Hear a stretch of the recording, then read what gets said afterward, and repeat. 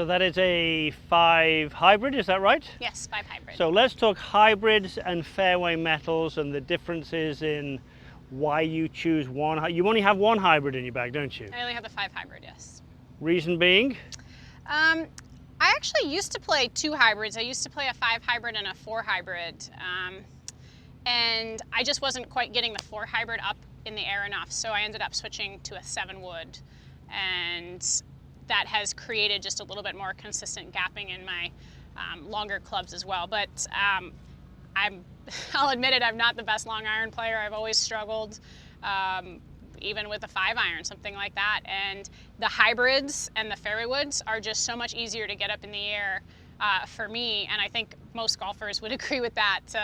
And there's no ego amigo here. I'm all in it for, getting the ball closest to the hole as I can. Doesn't matter what the club looks like. And for me, hybrids have really been a game changer in that respect. Well, I think a lot of players would do well to listen to that. For many players, a 5 hybrid is a lot easier because of the lower center of gravity and the heel toe weighting and things like that to hit than the 5 iron. Now, for the swing itself, with the hybrid 5, does it replace a 5 iron? Is it the same as a 5 iron? Is it a bit stronger than a 5 iron, do you think? For me, it's the same. It would replace the 5 iron in that sense. Does it go maybe 1 or 2 yards further? Maybe. I mean, I haven't hit a 5 iron in a really long time, but for me, it's just that next club after the 6 iron. So I go 6 iron, 5 hybrid, 7 wood, 5 wood, and 3 wood. And that is a relatively consistent gapping through the bag. So I don't have any large gaps anywhere. And I think that's important. People know about gapping with wedges, but typically people wouldn't think of gapping with a hybrid, then a 7, then a 5, then a 3, or whatever it might be in your makeup. So that's something people could take notice of. The swing itself, so it's a hybrid because it doesn't know whether it's an iron or a wood. It's a confused club. So it probably plays a little bit more like an iron than a wood, I think, probably just a little bit. But in terms of setup and how you hit it, talk us through what would be your basic thoughts in terms of weight distribution, ball position. Yeah, generally the same in terms of weight distribution. I want to be well balanced forward, back, and side to side.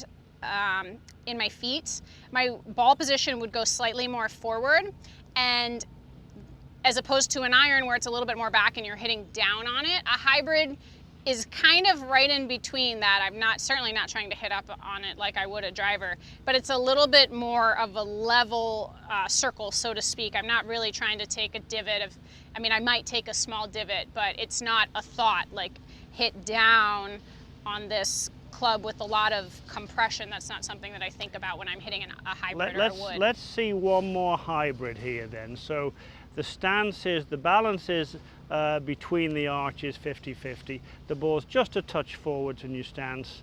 It's the same type of swing. Yeah, that looked very good to me. Just a little brush of the grass there.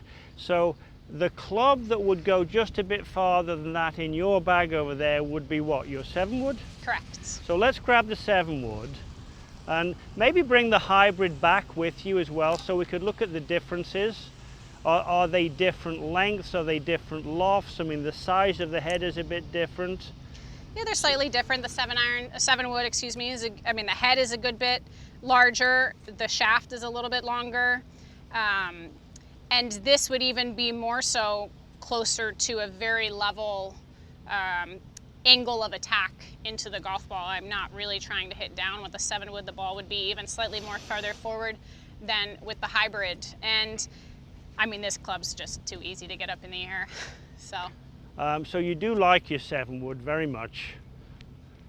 Great club for a lot of people, as you say. No ego amigo. I've never heard that before. It's very good.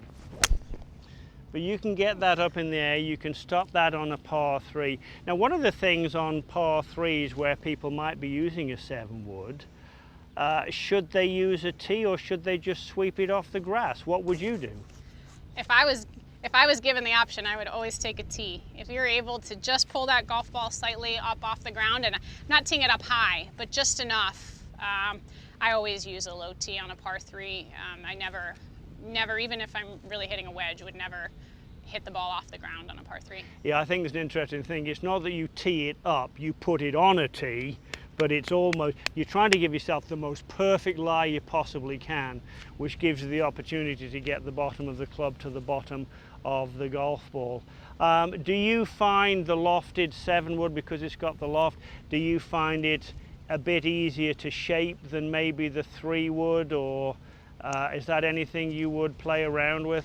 Yeah, I mean, I would say with the 7-wood, with my longer clubs in general, my thought is more just to try and not hook it too much. That would be my error, or my tendency would be for it to come out a little bit low and hook too much. So it would just be more to soften that shot by having a little bit more of a straight swing plane and maybe holding off the club head a little bit at the end. Well, let's go to the 5-wood now that I think you've got in your bag there. And as you get in the 5-wood, let's bring up a subject that all golfers would do well to think about. Let's talk about expectations with clubs. A friend of mine has a formula for frustration.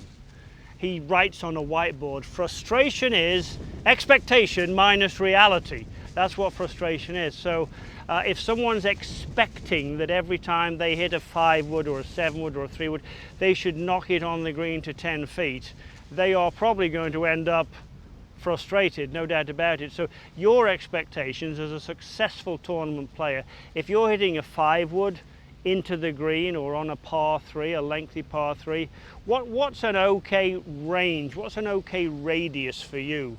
That you know, is it 10 feet radius from the flag? Is it 20 feet? Is it 30 feet? What's an okay area for you? Well, I think my expectation is to hit it close. I would say that doesn't always happen. And I mean, I think if you look at stats from any player at the professional level, they're not going to hit their 5-wood consistently, probably even inside of 20 feet very often. So anywhere within that 20 to 30 range, I think with a long club, a 5-wood, a 3-wood, especially into a par 5 and 2, you'll take a 30-footer for eagle. So for sure, that's, you know, setting your expectation, and even that, leaving yourself, even if you just missed the green, leaving yourself with a relatively easy up and down. I think approaching shots that way is definitely a way that I like to think. When I look at the flag or the specific hole, you know, where do you want to be? Where would your miss be? Yes, I'm trying to hit it to 5 feet, but where's the better error so that I can get the ball in the hole as fast as possible? I agree with every bit of that. Now let's see you hit this this club here, the 5-wood.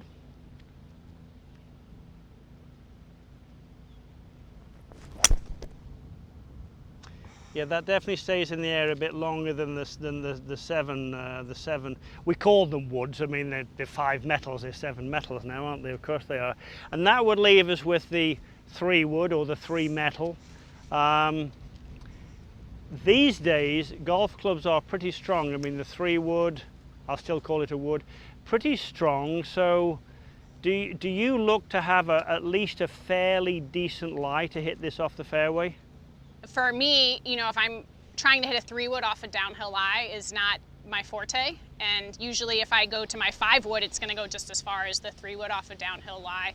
You'll just get up in the air a little bit easier. But yeah, I mean, having a good lie in the fairway is always nice when you're hitting a 3-wood.